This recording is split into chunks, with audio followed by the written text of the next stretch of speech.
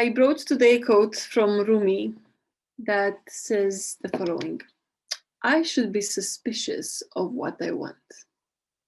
I'm so willing to listen to you of your comments for the quote.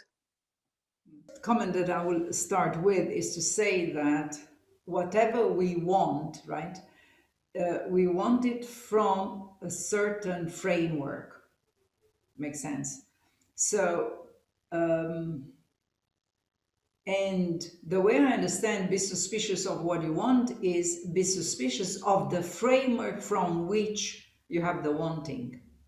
Because the point is that once you define the framework, then I'm not saying that's automatic, but almost automatic the choice is, right?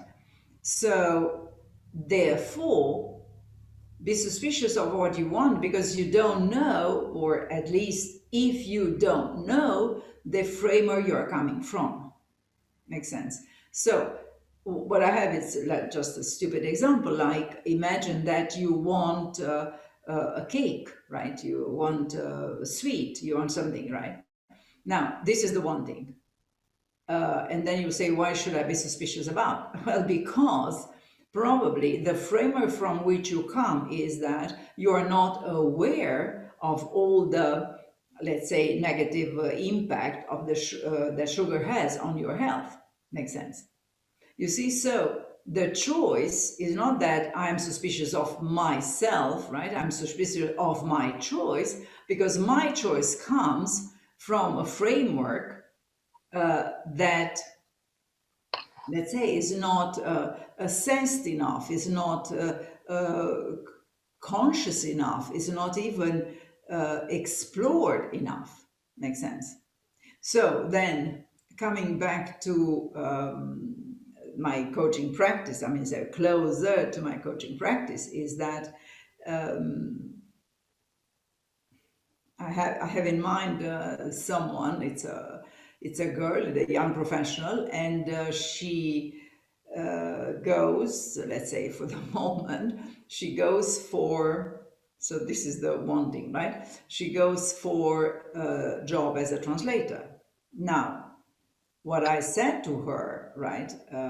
I'm not saying that I'm right, but I do have some experience with people working in translation, and what I could see is that there is a certain psychological profile that works better in translation than others, right? So one of them could be introversion is better than extroversion. That depends obviously on the level of introversion, extroversion you find yourself, but it's easier to do translation when you are an introvert, right? Then it's easier to do translation when you are attentive to details. It's easier to be translator when you have a sense of, let's say, perfectionism, right? That you are really attentive to give the best result every time, because that means choice of the word, of the right word. Now, my client has all these three opposite characteristics, right? So now we are coming to be suspicious of what you want, because her wanting of a career as a translator, I don't think, but this is my, modest opinion, and I'm listening to other opinions if they are out there. But my opinion is that it will be very difficult for her, right? Because the personality characteristics do not match, at least do not match, certainly in high percentages, this requirement. And I just want to finish with one example, obviously, which confirms this. It's a manager that I was coaching, and she recruited a translator. And then 1 month in the job, she asked me, what do I do with this new recruit? Because he doesn't work, right? He stays in the corridor chatting with everybody.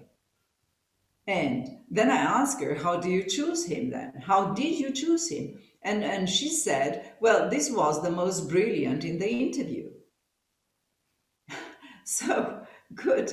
But in theory, the most brilliant in the interview is first an extrovert, right? So then he likes to how to say, to talk, to communicate, to enter in the debates, in discussion.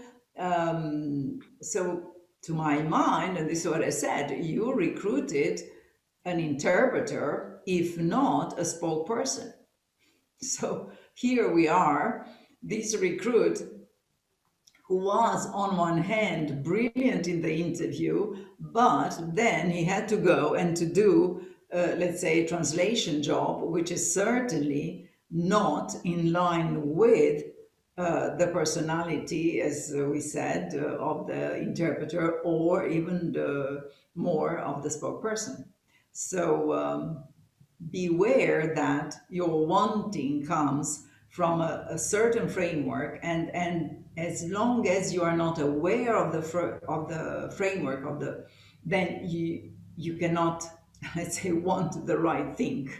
It's a way of saying. Yes.